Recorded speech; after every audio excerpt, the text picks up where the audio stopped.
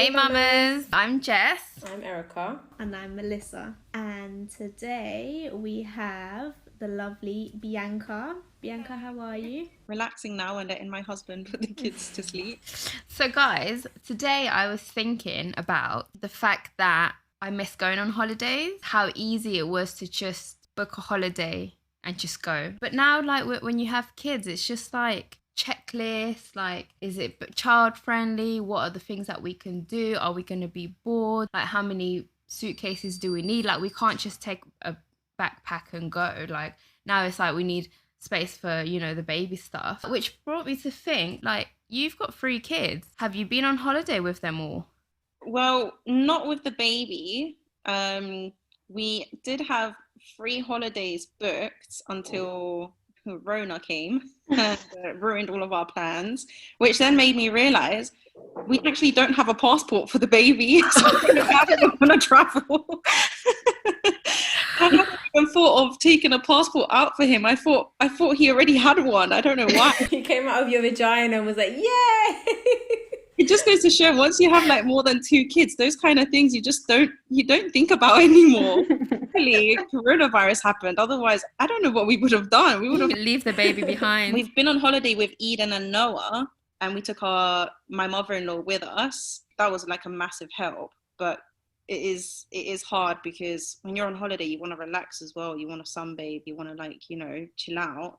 And with kids, you just can't do that. Especially when you're by the pool or by the sea, you just can't relax because you're constantly like, are they too like close to the edge? Are they gonna fall in?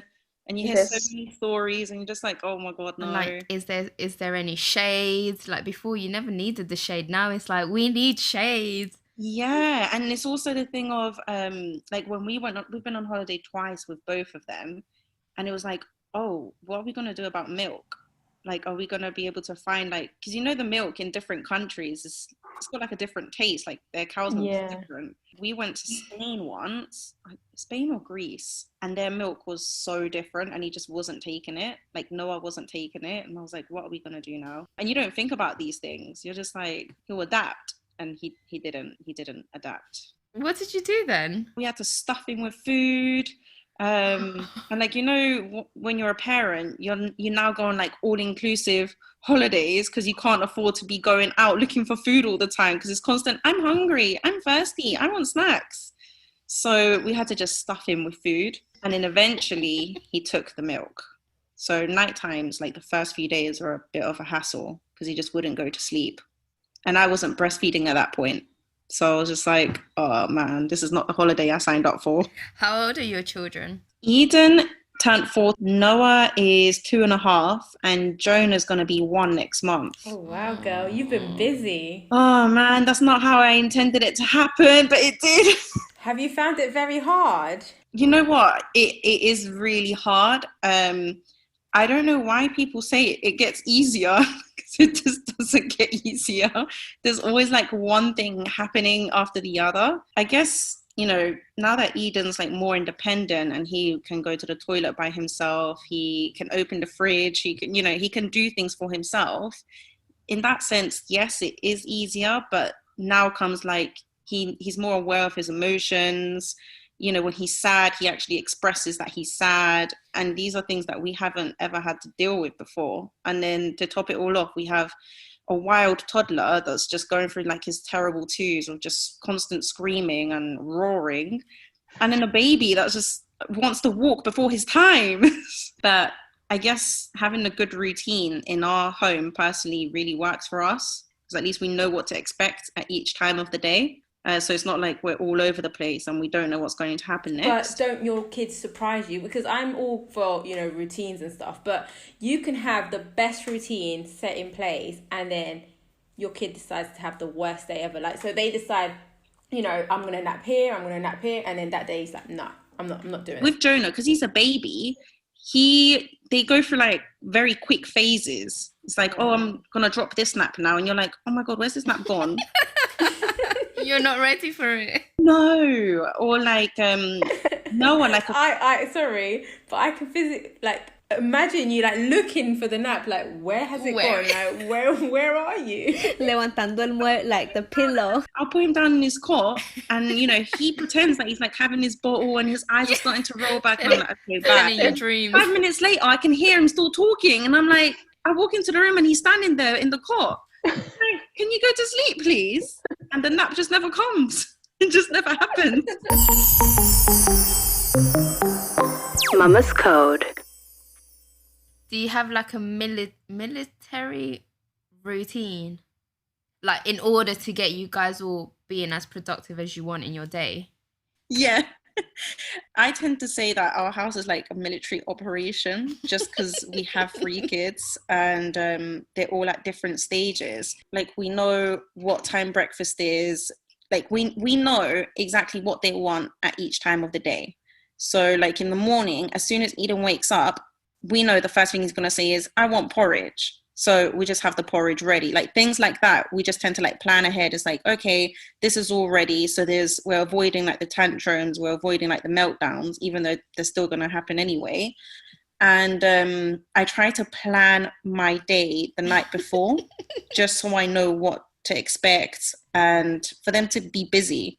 Like it's hard to keep all 3 of them busy. And I'm not really good at being spontaneous with them because they'll just be all over the place. So we do try to like plan ahead, like which activities we're going to do, where are we going to go. So I tend to like try plan all of those things in advance, and just to keep my sanity in check as well. Like I just can't live life on the edge with them. It reminded me of have you guys watched Cheaper by the Dozen? Oh my God, yeah. When they're having breakfast, it's like the mum's dishing out, I don't know, pancakes around the room and just throwing it. And do you have this? And do you have? Yeah, that is exactly what I'm picturing happening in your home in the mornings. Oh, they're just like, I love them so much, but at the same time, I'm like, oh my God, like you're actually going to drive me insane.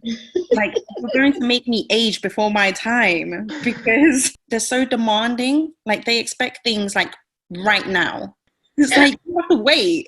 And it's like, mummy, mummy, mummy, mummy. And I'm like, oh my God, if I hear the word mummy one more time, I think I'm just going to collapse on the floor. Like I even pretended to be dead once to see what they would do.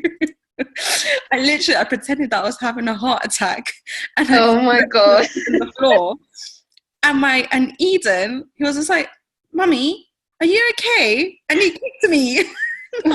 They don't rate my life. They actually don't rate my life. Who's your first child? Noah. Eden. So he's 4, and Noah is 2.5, right? Yeah. Wow, that's such a short age gap. We actually planned that. Really? So before I had Eden, we had only been married like a year, and we were together, I think, a total of 4 years. And I got pregnant. And I was like, oh my God, like we did not plan this. It was like, we're just going to go with the flow and see what happens. And I had a miscarriage, and I was like, oh, like, I felt really, really upset and really down, even though it wasn't something that I had planned. I was like, oh, like I didn't expect for this to ever happen to me. And I went to the GP, and I was like, oh, look, I think I'm having a miscarriage. And my mum was with me. And she like checked me over and everything. She was like, oh yeah, you had a miscarriage. And I was like, okay. And then she was like, oh, I'm so sorry. I didn't think that you wanted it. So I was like, what? And then we done like some tests and stuff. And she was like, you've got unbalanced hormones, so you're not going to be able to get pregnant that easily. It will take you some time to get pregnant again. I was really upset because, you hear stories of, women having struggles and things, but you never think that will be you. Yeah. And I said to Danny, I was like, well, why are we using protection then? It's in vain. Like if I can't get pregnant easily, then oh no, let's just not use anything then. And I got pregnant straight away. Right after the miscarriage? Yeah, I got pregnant straight away. Because we hadn't expected that to happen so quickly, I was in a bit of a shock. I was like, oh my God, I'm not prepared for this. Like, I'm not ready. I don't know how I'm going to be as a mum. And I had just started a new position at work. And I was like, this is going to change absolutely everything. But then, you kind of like sink into the fact that a baby's coming. We had Eden, and then I think like after 10 months, we were like, Eden needs a sibling. We need to give him someone to play with. And I was like, and I want to pop out all of my babies before I'm 30. So we might as well just do it quick. And got pregnant straight away again with Noah. They're all quite close to one another. Jonah is another story. We never planned to have Jonah. He was the surprise that I was not expecting. Like, I was just, no. Like, the funny story is that we were doing our thing, Danny and I. I was like, like, let's do a little bit of role play. Let's pretend that, like, we're both, like, young again, like we're at uni or college or something, and we're like having like a forbidden love and all of this stuff. And then I was like, and then we get the chance to, like, finally, do it. So we were doing like that role play. And then he was like, oh, should I go get, like a condom? And I was just like, oh, you can get it in a minute. I was like, just imagine that I'm like, a college girl on the pill. And literally, I was like, he just like looked at me and I was like, why are you looking at me like that? And he was like, oh, because and I was like, you what? And he was like, I came. And I was like, what? And he was like, you said that you were a college girl on the pill. And I was like, yeah, in the role play, not in real life. And I was like, oh, great, I'm going to be a pregnant college girl now. Oh, stop. That is so funny. And that's what Jonah came. I did not think for a second that I would fall pregnant straight away, because the very next day I went to work, and on my break I went to get the morning after pill, and it didn't work. It didn't work. No, it didn't work. By December, I just said, because I was like, no, I'm not pregnant. Like, I took the morning after pill, and you expect it to work. And no, who did I say it to? I think I said it to a friend. I was like, I'm going to take a test for the bands. And I took the test thinking it's going to come out negative, and it came out positive, and I was just like, oh God. I was like, For the bands. For the bands. I was like, I'm pregnant for the bands. I'm telling you, he was a surprise. He was definitely a surprise baby. And I was only in my new job for like 3 months. So I told my manager there and then, I was like, listen, I'm pregnant. If you want to get rid of me, I completely understand. And she was like, no. She was like, congratulations. Why aren't you happy? And I was like, I was on the pill. I was a college girl. And this wasn't meant to happen to me. Looking back at it now, it's funny, but at the time, I was literally like, I was having some crazy thoughts. I was like, I cannot have another baby. Like, nobody in my family has more than 2 kids. Nobody. To be pregnant with a third, I was like, I don't know how I'm going to manage. How old was your second when you found out you were pregnant with your third? About to turn 1 in January. Oh my God. Now we've got like a recurring joke that, oh, every time our kids turn 10 months, you get pregnant. And I'm like, not this time. Like, not this time. So is that it then? Oh, she's definitely having another one. You know what? Everyone says that. Everyone's like, you're going to have another. And it just depends on the day that you catch me on. If I'm having a bad day, I'm like, no, never again. But if I've had an okay day, I'm like, I won't say no. No. Role play since? No. Okay. No. So you're kind of saying. We've always said we wanted 4. And every time we had a baby, we kind of like, oh, maybe we'll stop at 2. And then we had the third, and we're like, we'll stay at 3. If you were to ask Danny, he's like, no, we're never having another one again. Like, that's it. I'm so done. But for me, I'm like, I'm not even 30 yet. I might get broody when all of them are in school. You just don't know. I'm still really young. See, if that was me, I would think we can't have an odd number. Like, we need to make it even. How are we just gonna have 3 kids? Like, one of them's gonna be alone all the time. Yeah, exactly. Like, who's gonna hold his hand? You can hold hands in 3. What are you talking about, you psycho? No, because you always put them, like, you always sit them together. Like, you two sit here, you two sit. Like me, I'm so OCD about these things that, like, I always say to my partner, if we have like our second child and they come out twins, like, we're screwed. We're either giving one away or we have to have another one. And I'm pretty sure we'll probably end up giving one away, because I'm not going to have a 4th child. But imagine if you have 4 children, you're stuck with a 7-seater. Like, a proper family car. That is awful. I found Danny a really nice 7-seater car. I was like, look at this car. It actually doesn't even look like a 7-seater, because you can push the chairs like back, so it looks like a 5-seater. I love that these are the things that go through our head. Like, what kind of car will I be driving? Yeah. Well, I told Ollie, I was like, if we ever have like another child, the only car I'm going to accept is a Tesla, because I'm not going to use a minivan. No way. You won't catch me dead in one of those. Never. And I talk like I've got 2 kids right now, and I'm walking by foot because I can't afford a fucking car. It's like, oh, when are you gonna have a girl? When are you gonna have a girl? And I'm like, I can't control these things. Like, knowing me, I'll probably have another boy. Like, if I was to have another girl, I think I would be screwed, because I don't know how we would like organize the bedrooms. She would have to share with a boy. That just doesn't sit well with me. I don't know. Like, these are the things that I think about. Did you ever want a girl? So like throughout your pregnancies, did you feel it was different or they were the same? And like each, when they progressed, did you ever think, oh, I want this one to be a girl? I think with Eden, I was like, because I've always wanted a girl. I think women always tend to like want a girl. I don't know, maybe that's just me. But I was like, oh, I would love to like dress her in florals and all of this stuff. And I like, when you go into like a baby shop, I would always divert to like the girl section rather than the boy section.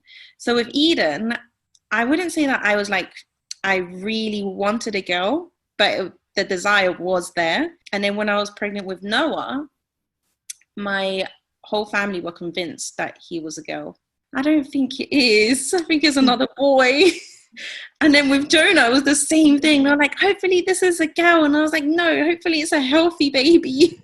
So I think as I like progressed in each pregnancy, the desire of wanting a specific gender just went out the window. It was just like, I'm just so done now. Like, it's still going to be changing nappies. It's still going to be breastfeeding. It's going to be like, it doesn't change regardless of the gender. Someone even said to me, you should go to Sweden so you can get like, whether you can choose which egg you want. Playing with science, like for what? Yeah. I was like, no. I was like, I'm quite happy if it's another boy. If anything, it'll just be easier, because then I don't have to worry about like the rooms and stuff like that. And I'm so used to having boys now. I don't know what it would be like to have a girl. I feel the same. Like, I always think, if I have another child and if it's a girl, I don't know, just like, I'm a girl myself, and I'm like, I know how to clean myself, but I see a little baby and I'm like, ugh, nah, I'm alright. No, and I guess because you're a woman, like, for example, like, we're on time of the month and stuff, like, the tantrums and the moods and like just the things that we've had to go through growing up. I just can't imagine going through that with my own daughter. Like, I don't know how my mom survived with me. I just can't picture myself having patience. Melissa's sitting here like, I'm the one with the girl. Thanks. The girl with the attitude, the girl that's like clearly telling me what she wants and what she doesn't want. She's not even to, she tells me off. She tells me, Mummy, stop, don't do that. And I'm like, whoa. And the thing is, I'm like, ¿Cuántos años tiene? Like, you're little. And she's like, dos. And I'm like, wow, damn.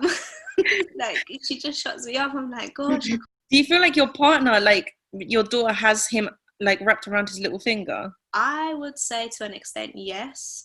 Dan's quite strict. I think out of the two of us, he's probably more stricter with her. Sometimes she will do certain things and I can see it in his eyes. He's just melting. And I'm looking at him like, But that's now. She's not even 2 yet. Who knows? It struggles regardless.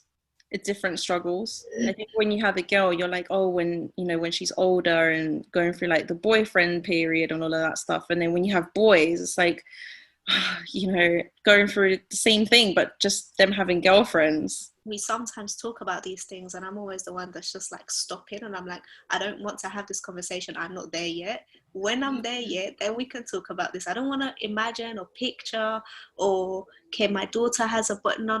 I'm not there yet. Let me enjoy her now. And then... Well, imagine my husband is constantly like, Erica, what are you going to do when you find the boys wanking? And I'm like, what the fuck is wrong with you? And he's like, yeah, like, but it would be Ollie to say that. Yeah, like, he's just so like, and it's randomly like, we're watching TV and then he'll just randomly pop up with a dumb question like that. Or like, what if we come in one day and like they're having sex in our bed? And I'm like, why would they do that? And they're like, I don't know, like sometimes kids do that. And I'm like, who in Erica's defense as well, Ollie is like that. He will just drop questions in the most like inconvenient time and just catch you by surprise, and you're like, whoa. And you're like, what? Yeah, it's so odd. Imagine like I walk in with like, oh, baby, here's your clothes, and then baby is just sitting there wanking like and looking at me like what would I do? I thought like, oh, if I ever, like I say to Danny all the time, it's like, if I ever came into the house and find a girl in the house, I will go insane. Like, I will literally go ballistic. And Danny's like, but why? I'm like, because it's another girl in the house. It's like, it's my house. They need to respect my house. And he was just like, you need to relax. Like, they're boys. They're going to do what they want to do. And I was just like, no, not on my watch. Not on my watch. I'm going to be that mom, like, that will, like, literally be in the car outside of the school, just looking with my binoculars to see who they're walking out of school with. I think it's just because I've been that age and I just know how terrible teenagers can be. We know where to catch Bianca. I don't think I've ever thought anything sexual. Well, I have my husband for that because he's just wrong in every sense of the way. I thought more like, I think it's because I'm sad. So I always think, oh, imagine when they get their first heartbreak, or a girl does something mean to them, or I always think that, and then I get like really angry and start cussing everyone, and I'm like, yeah, no, fuck them, they're not going to do that to my son. Everyone always says to me, it's like, what kind of mother-in-law do you think you're going to be? And I'm like, listen, I aim to be the best mother-in-law, but I am not going to accept just anyone. Like, for sure, I will be picky. When they introduce like their girlfriend to me, how am I going to react? How will I respond to that? Like, will I grill her? Will I be like, how many people have you been with? What's your body count? Yeah, literally. I'm sorry, I'm a virgin. Okay, you're the one. Damn. When your second and third child came along, do you think it took a different toll on your relationship, even though you had already experienced it with your first child and you know what it does to your relationship and the way it tests you? Or you kind of thought the first one kind of taught us and kind of put us through it? I think with each baby, they have taught us something new, like something we didn't know about our relationship, something we didn't know about ourselves. I think, you know, the first child is always like, you know, they're the guinea pig and they're just teaching you everything because you have no idea how to parent because you've never had to do it before. And then with Noah, he's the second, I kind of like eased up a bit as a mom. I was like, I actually feel quite secure about myself as a mom. I'm not second guessing everything. And then with Jonah, it was more of like, how will I manage 3 kids, like getting them out of the house, putting them all in the car, getting them all ready.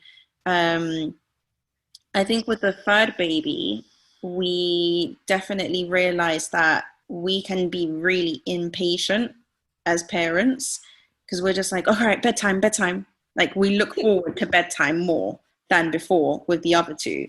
Now we're like, okay, it's 7. They'll be in bed by 7:30. Now it's our time. So we look forward to our alone time much more. We crave it a lot more. And we didn't really have that with like the first or the second, like maybe not as much as now. Now we have to be more intentional about having a relationship as husband and wife. You know, like, are we going to go out, or when are we going to have some alone time? When are we going to schedule like our intimate time? Obviously with each child, you just get more tired, I think. Like, I've never been so tired, and I sleep good, and I'm still tired. I'm still like exhausted.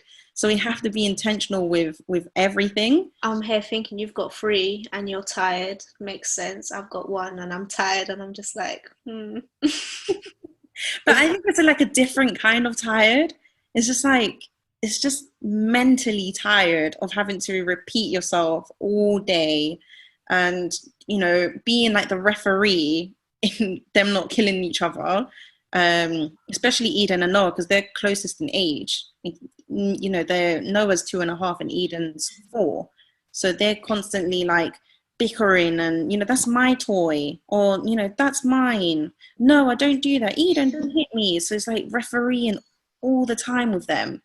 And at the same time, is making sure that, you know, Jonah's alive. He's the one wandering around. He's just wandering around. It's like, where's Jonah gone? It's like, in which room is Jonah in? And I kind of like depend on Eden a lot now to, you know, just keep an eye. I know he's 4, but he does keep an eye on Jonah. He's like, Mummy, Jonah's in the toilet. Mummy, Jonah did a mess. And I'm like, where is he? He's like, he's in Mummy's room. I was like, what's he doing? He's like, he's playing with the cream. And I'm like, oh my God.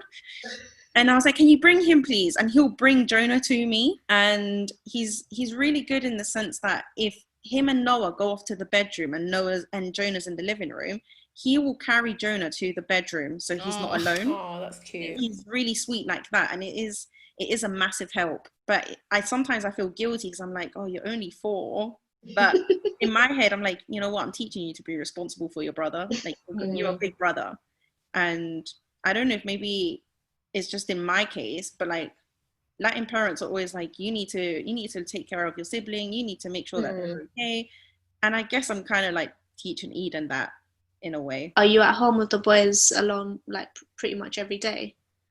Well, Danny's working from home now, but he's got like his office set up in our bedroom, and he's always like on calls throughout the day. So he kind of like closes the door, and I just know that I'm the one, like the responsible adult for the kids. I can't really count on him for a lot of things. He tends to come out here and there when, you know, if he's got like 5 minutes to spare, or he knows that I'm having a rough time with the kids. But I do tend to feel alone most of the time, even though he's at home. And it's really weird. Like, I even say to him, I was like, sometimes I feel like a single mom just doing it all throughout the day. The last time I said that, I almost got dumped. They don't understand. Like, Danny's like, oh, but I come out and help you. And I was like, I know, but it's not the same. Like, it really isn't the same, because I'm making sure that they're okay, that they're fed, that they're going to the toilet, that they're changed, and like all of these things. I was like, you're focusing on work. And he's like, yeah, well, I get tired too. And I'm like, I know you do. I'm not saying that you don't get tired or you're not allowed to be tired, but our tired is very different. You're tired from work. I'm tired from being with the kids. So we do tend to like bicker about that a lot. And I'm on furlough. So I do feel like I'm back to being a stay-at-home mum again. It's just adjusting all over again to being with them and the constant demands and not having, you know, when you're at work, you get a lunch break. When you're a mum, you don't get a lunch break. You kind of like sipping your coffee here and there, and that's about it. You can't even go to the toilet yet alone. No, I go to the toilet and they're like, Mummy, where are you? Act dead quickly. It's interesting you say that, because when at the first month of this whole lockdown period that we had, my husband wasn't working and I was still working. I've remained working throughout the whole time, and I was happy that he was here, but I was also basically like Danny, locking myself in the room and trying to do work, and it was working to some extent, but again, I felt like I couldn't shut, and it still happens to me now. I feel like I can't, like I'm at home, so I'm on mum mode, if that makes sense, mum Melissa mode. When I'm outside, when I go into work, I'm Melissa, just purely focusing on working. So being at home, I still find that hard to cut. So, you know, I could hear her crying or screaming or, you know, playing up, and I would come out and ask her or ask Dan, what's going on? Like, do you want me to help? And he'll be like, no, you're working, like carry on, do what you need to do.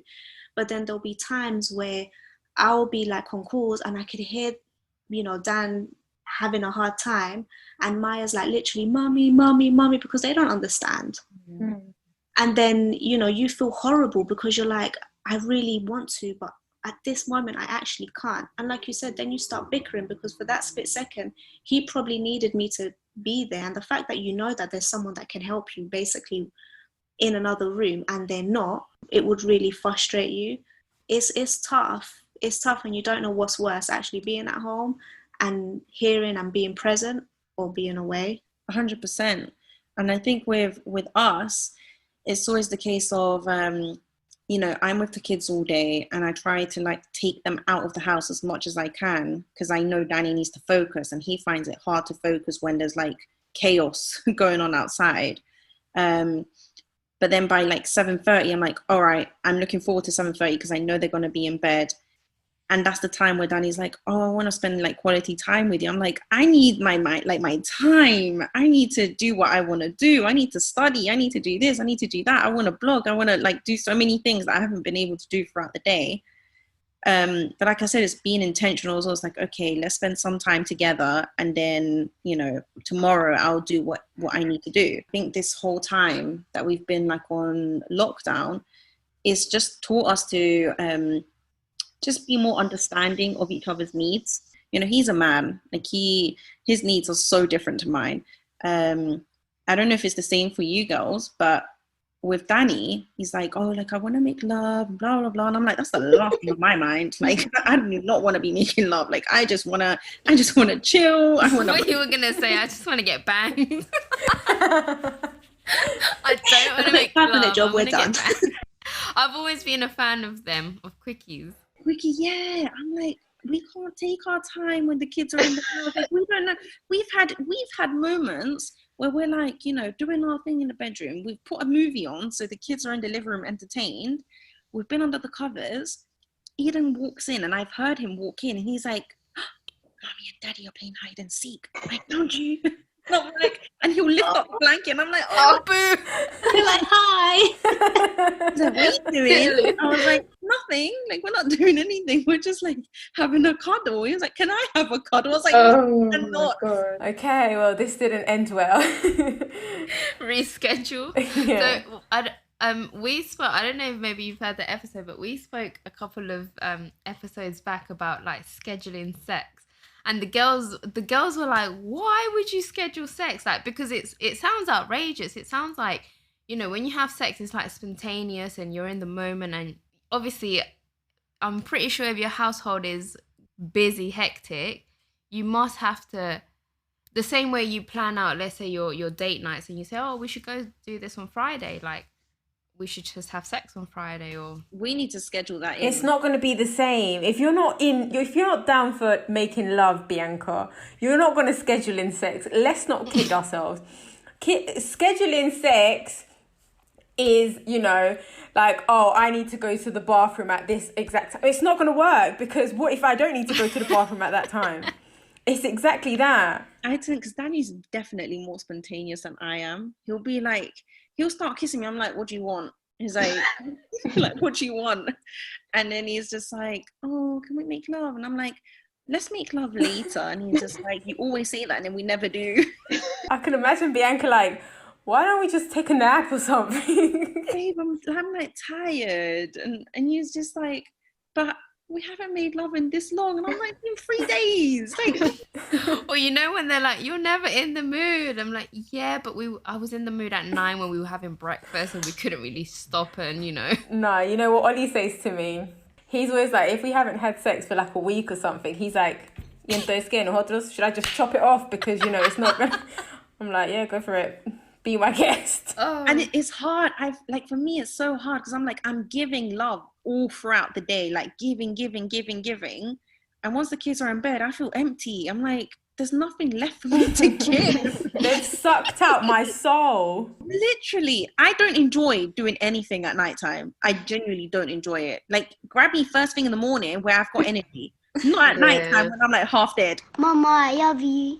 Let's talk about what, you know, mental health that maybe you've experienced through, you know, mum life. Of, you've said you feel lonely or you feel sucked or you feel like, you know, have you asked me if I'm okay? Like, how's my heart? I think when I had Eden, I didn't experience anything like that. I thought, okay, I'm on maternity leave. I'm going to take advantage, do my master's. I've always wanted to do my master's. So I got straight into studying. And it was like maybe twice a week that I had like that time to just be away from being a mum and do something that I enjoyed. And then I got pregnant with Noah and I was in the middle of writing my dissertation. So I was still quite busy. When Noah was born, I graduated from uni for my master's 3 days later. Like, he was 3 days old at my graduation. And I was like, what now? Like, I'm not on maternity leave. I don't have a job anymore. I don't have my master's. Like, what is left for Bianca? And I think it was like maybe 5 months in of him being born that I started to experience like the baby blues. And I had never gone through that before. And people always say, oh, you get like, you know, the depression quite quickly. That wasn't my case. I got it quite late and I could feel myself just feeling really on edge all the time. I would get frustrated very easily. I would cry over anything and everything. And I kept trying to say to Daniel, it's like, I don't feel myself. Like, this is not me. This is not who I am. It's like, I feel sad all the time. It's like the kids aren't making me sad. I'm making myself sad because I enjoy being a mom, but I was just like crippling under the pressure of motherhood and the expectations of what a mom needed to be like, and trying to please absolutely everybody, because my mother-in-law has one way of seeing what, like, how a mother should be. I had my own like ideas of how a mom should be, and then you go on Instagram and you see all these perfect moms and they make it look so easy. I was like, why isn't it easy for me? And I remember there was this one night where Danny had gone out and I was putting Eden and Noah to sleep. Noah was crying, Eden was crying, and I was torn between who do I go to? Like, who do I go to first? And I remember guilt tripping myself so much for going to Noah first and not to Eden, because Noah was a baby. And in all of that, Eden's bed broke when I was trying to put him to sleep. And I was like, oh my God, everything is just going wrong tonight. Absolutely everything. And they were screaming their heads off. And by the time Danny got home, they had finally like fallen asleep, and he found me like in the corner of our sofa, like on the floor, and I was just crying and crying and crying. And he was like, what is wrong? What's happened? And I was just like, I just can't even speak. And he was like, how are you feeling? I was like, I can't tell you how I feel when I don't even know how I feel. I can't explain to you something that I don't understand. And then he was like, okay, like, you need to snap out of it. We didn't know that it was depression. We had no idea. He just thought that I was having a bad day. And he was like, you need to snap out of it now. You've been like a walking zombie all these past few weeks. He was like, you need to stop. Because we're Christians, he was like, where's Jesus in all of this? Like, where does Jesus fall into you feeling like this? And I was like, it's got nothing to do with that. I just feel like a failure. I feel like I'm doing everything wrong, and I don't know how to like just snap out of it. I can't snap out of it. And I remember that day I shouted, I cried, I threw myself on the floor. I was just like, it was like something out of una novela. Just, I don't know how to deal with this, Danny. I don't want to be here anymore. Like, I just want to die. Like, that's how I feel. I was like, they would be better off with a different mum, because I just can't handle it anymore. And we scheduled like a meeting with our pastors, and I was just like, they could see in my face that I was not myself. Like, I hadn't been myself for a very long time. And I was explaining how I was feeling, and Danny was explaining how he was feeling, seeing me like that. Because I think that's something that, we always focus on the person that's depressed, but we don't focus on the people that have to see that person depressed. Mm-hmm. And Danny was like, she's just not my wife anymore. She's not who I married. She's completely different. And he's like, I don't know how to help her. Like, I don't understand depression. I've never experienced anything like that. And my pastor said something that stayed with me till this day. And he was like, you need to see yourself as not having depression. Depression is a visitor, and visitors eventually need to leave. And I was like, but when is he going to leave? Because, I think he stayed here. He's like, the stay is long overdue. And he was just like, you just need to take your time. He's like, it's okay to feel that way. It's okay. And it took me a very long time to just feel like myself again. And then when I did feel like myself again, I got pregnant with Jonah. And I was like, oh my God, I don't want to go through all of that all over again. So I was more focused on, like, what do I enjoy doing? Apart from being a mum, what do I enjoy doing?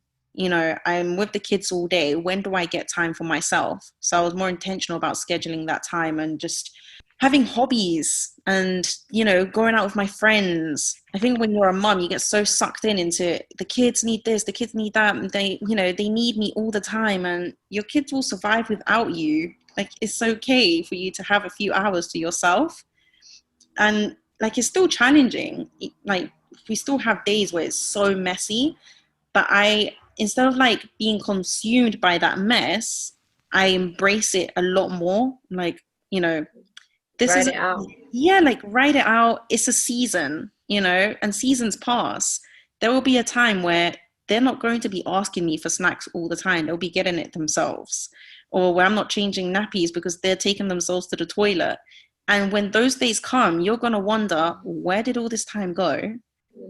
And I guess that's what like I kind of like dwell on that. Like I don't want to just see time fly by, and I'm more like, oh, I want them to grow up. And then when they have grown up, you're like, oh my gosh, where did my baby go? I think I have struggled a lot with mental health since becoming a mum, like the second and third time round. But now that I know like the signals, or like you pick up on certain things, you pick up on your reactions to things. You're like, oh snap, like where did that reaction come from? Like that's not just because of this comes from way before. Like what triggered that?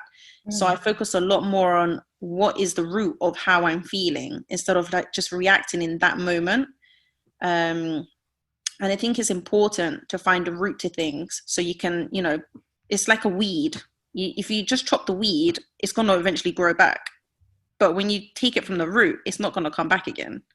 So that's how I kind of like deal with my emotions if I'm feeling frustrated, or if I'm like angry, because I think we underestimate the anger that mums feel. Like I remember there was a time where I went full on like batshit crazy. Like literally, the kids were like on a roll. They were just going crazy. They were just like not listening. They had spilt the mop bucket all over the floor. And I was just like, I lost it. I was just like, I screamed the house down. And then after, I said to Danny, I was like, I don't even know where that person came from. Like that, I've never been that angry before in my life. And we spoke about it, and he was like, I think as parents, we tend to like put things under the rug a lot of the time instead of addressing it. And then it builds up and it builds up, and then you explode on your kids, like not like beating them or anything, but you explode like, by shouting and telling them off and like being really harsh. And that's not who we are.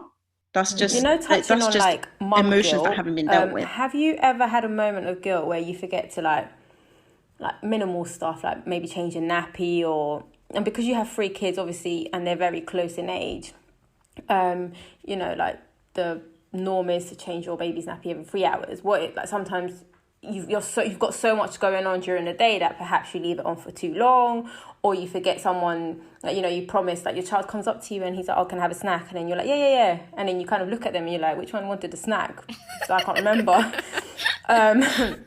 Like, these things for me would be like minimal, like, mistakes, if you want to call them that. But then obviously you would have like negative Nancy over there screaming, oh my God, you're such a horrible mum because you've done X, Y, and Z. Does that not make you like upset that people would like want to add their 2 pence of advice when it's not really needed? And has it happened to you? Yeah, I've had my fair share of people telling me how I should parent, and it really does, like, it pisses me off, because I'm like, don't tell me how to parent. I haven't asked for your opinion. It's like, unless I ask for your opinion, don't give it to me. And I feel like it's so easy for people to just be like, oh, this is what you should be doing, this is what you should be doing, or you shouldn't do that. But they don't ever point out what you're doing right. They just point out what you're doing wrong. Yeah.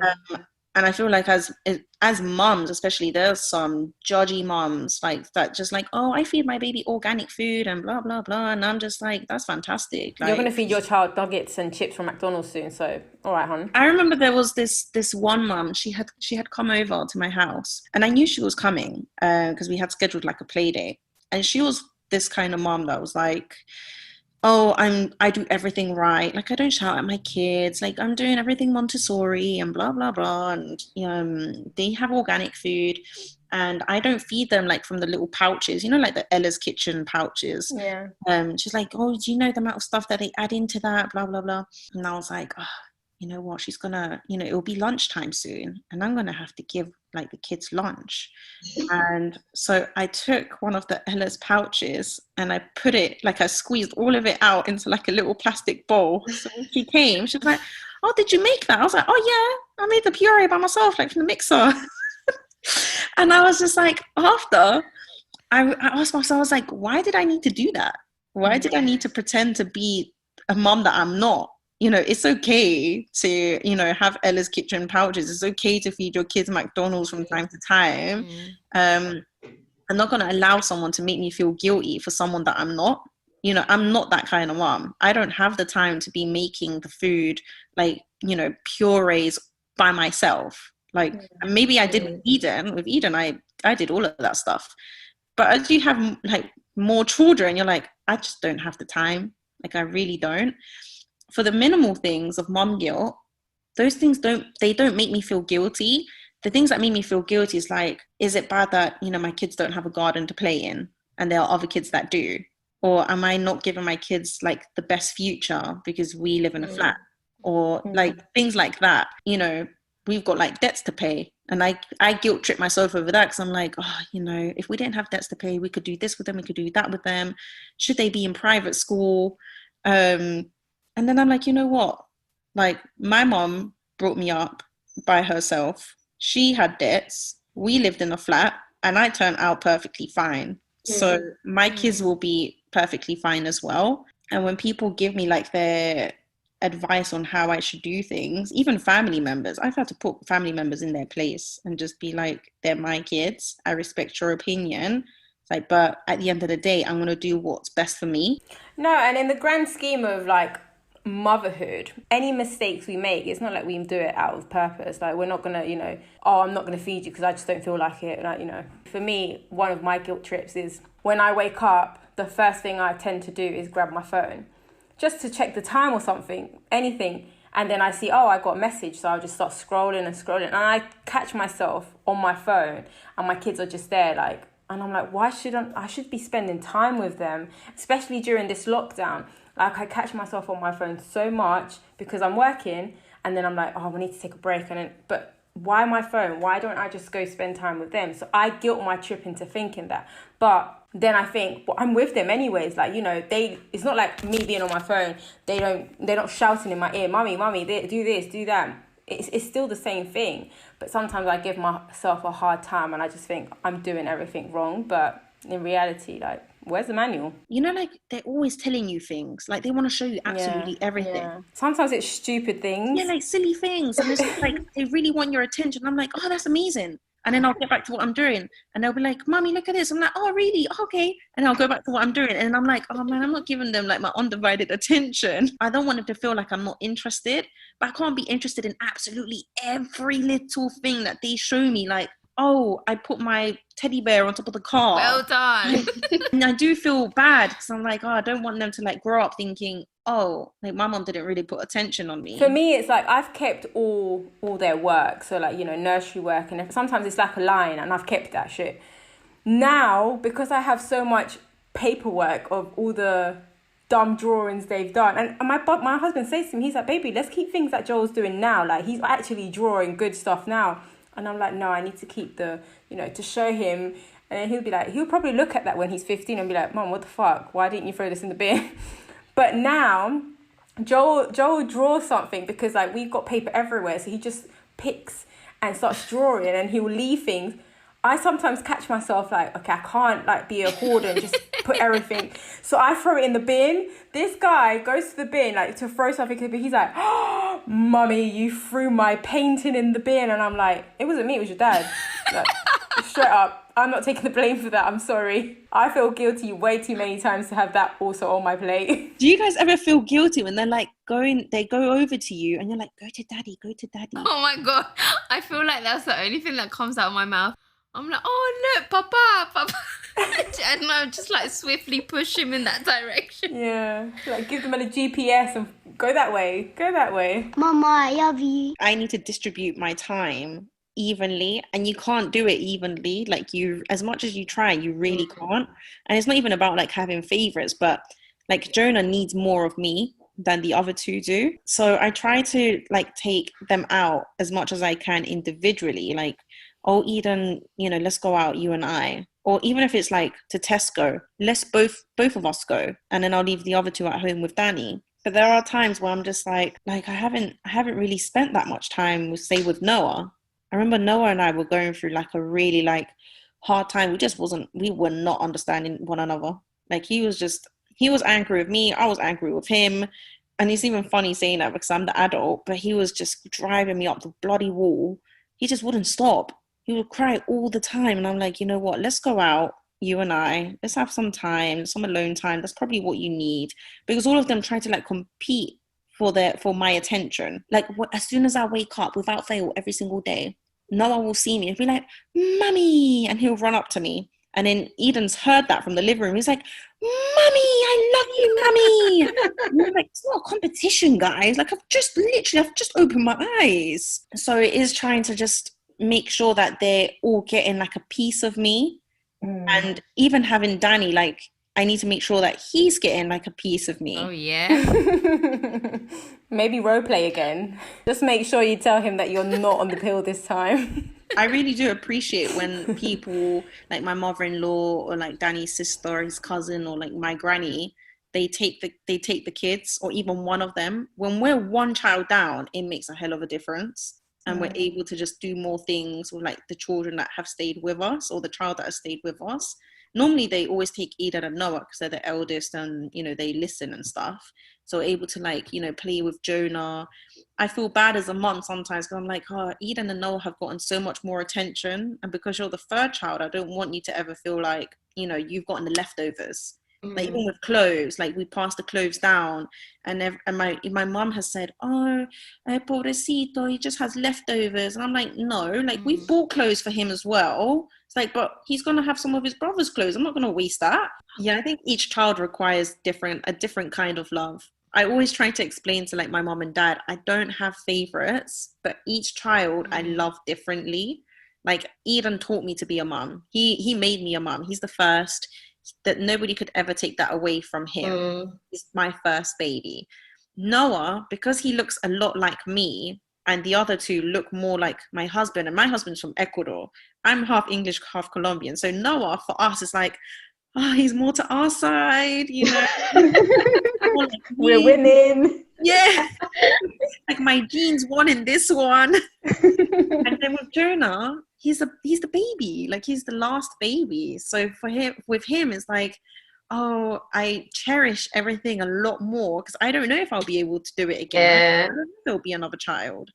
So it's different kinds of love, and it's just you know, getting them to understand that like I don't favor one over the other. Well, actually, whenever one of them's behaving like more than the other, then yeah, they're my favorite for that day.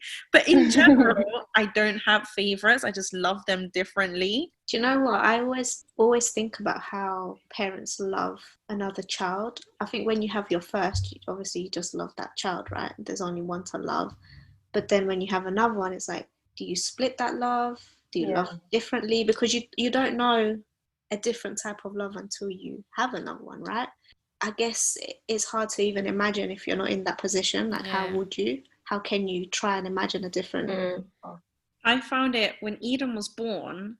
I found it really hard to connect with him just because his birth was so traumatic. Like I found it so hard to like it didn't sink in that I had a baby. Because I was just like, what just happened to me? Like, what in the world just happened to me? Like, it was something out of, like, The Exorcist. And with Noah and Jonah, it was completely different. Like, it was an instant, like, oh, my God, I'm a mum again. Because their births were they were water births, both of them. And it was just so tranquil and so calm. And, you know, Eden's one was just, it was just really difficult. So I found it hard, like the first few days, trying to like adapt to being a mum. I've got a baby now. Like I loved him instantly, but I found it so hard to connect him because I was still trying to heal from the birth experience I had just had.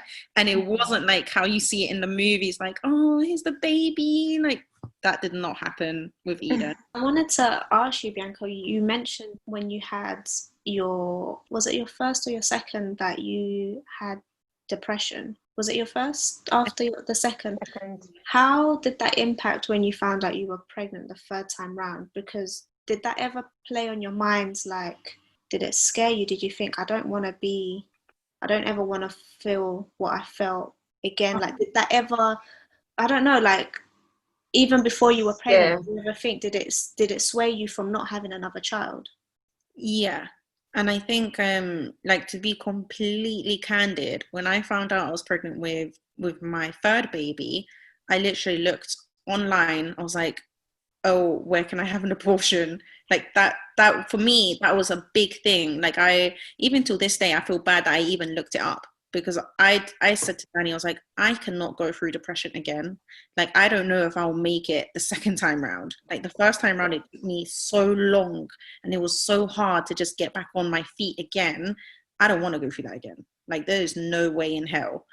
And I was so scared. That was like my biggest fear. And then after, I was just like, you know what? I've never been for abortion. Like, that's never been me. I was like, I'm just going to have to, ride it out and hope for the best. Hope that, now that I've gone through it once, I'll be able to pick up on any like triggers or any emotions and just know that, okay, if I feel this kind of way, I can seek help. So I remember telling my mom, I was like, Mom, like I'm pregnant again. And she's like, oh, was it the role play? I knew it was the role play. And I was like, yeah, it was. I was like, Mom, I'm really scared. Like, I'm really scared to have another baby. And she was like, honey, you're going to be okay. Like, you're a great mom.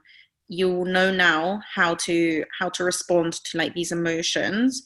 And if anything, if you've been through it once, you'll be able to go through it again. And she was like, but we're here to support you. We're here to hold your hand, and it's going to be okay. And when Jonah was born, because we only had names for a girl. If we were to ever have a girl, we didn't think we would have another boy. And when we came up with Jonah's name means peace. And that's exactly how I felt throughout the whole pregnancy. I was at peace. I felt peace. That's so beautiful. Even when in the birth, I was just so in the moment. Like, I was determined to feel absolutely everything and just push through every contraction, because I was like, this is going to be like a peaceful baby. It's going to be okay. And I put myself in that mindset that I'm not going to go through depression again. I'm not going to be sad. I'm not going to be down. I'm determined to be a different mum this time round. And that's exactly how it happened. Like, the depression did try to creep in at some point. And I was like, okay, I can feel it creeping in. I'm going to start doing things that I enjoy doing, being more determined to do those things and focusing on myself and not shutting myself out like I did before. Because before it was all like, oh, Eden and Noah. Where was Bianca? I never included myself in any conversation. I wasn't looking after myself mentally. So with Jonah, I was more determined to like seek help from my family. It's like, I need help, and it's okay to ask for help. It's okay to say, can you take the kids for a day? Can they stay the night? That is okay. Whereas before, for me, it was like, oh no, I don't want anyone to see me like I can't handle it, or like I'm crumbling under pressure. It's okay to feel under pressure. You're a mom. Like, it's fine. You have 3 kids. If anything, you need a break more often. So that's what I tell myself now. Like, it's not that you can't handle it, but you do need a break from time to time. You can't give from an empty cup. And if you're running on empty, what are you going to be giving your kids? Like anger, frustration, impatience. If you're focusing on yourself and giving yourself that time, you're going to be more patient with your kids. You're going to be able to love them better. And that, ladies and gentlemen, is how you get the mic and drop it. That was literally like a running for presidency speech. Vote for Bianca. No, I'm not even going to ruin it, because last time we had an amazing speech. I just fucked it up. So, but it is spot on. And I think it's really very important to, like you said, always go in with a positive mindset, even if, your fears are there, or we're always going to have those fears and worries, but it's like only you can control your minds when you're outside of that situation. You just learn to be like, oh, you know what? It's not that bad. Like, it's fine. I can just, put my hands up, relax, or, it's going to be okay. Tomorrow's another day. Sorry, that took me back to the meme where it's like, the first child, like you feed it like every two, and then like the second child ate sand, and you're like, probably doesn't need to eat now because it's already at sand. What we love to do to always wrap up an episode is to give a golden tip, but to be honest, your Obama drop the mic speech, in my eyes, that was a golden tip. So unless you want to add anything else. No, I guess just to say that it's okay for your motherhood journey to not be okay all the time. Like, it's okay to have bad days and messy days and challenging days and I want to kill you days. Like, those days are okay and we should welcome them. So it's okay. We need to stop putting this pressure and this guilt on our own shoulders. It's not even other people, it's ourselves. We put that guilt on ourselves, we put that pressure on ourselves, and we just need to give ourselves a break and not have like this. We need to stop being idealists of what a motherhood should be like, and just be the kind of mother that we're currently being. Well, thank you, Bianca, for coming and sharing your experience. Definitely. Thank you for having me. Definitely some good tips and wise words from you. So thank you. Guys, thank you so much. I love everything that you do. It was nice to be the one being interviewed for once. Mama's Code out. Mwah. Mama's Code.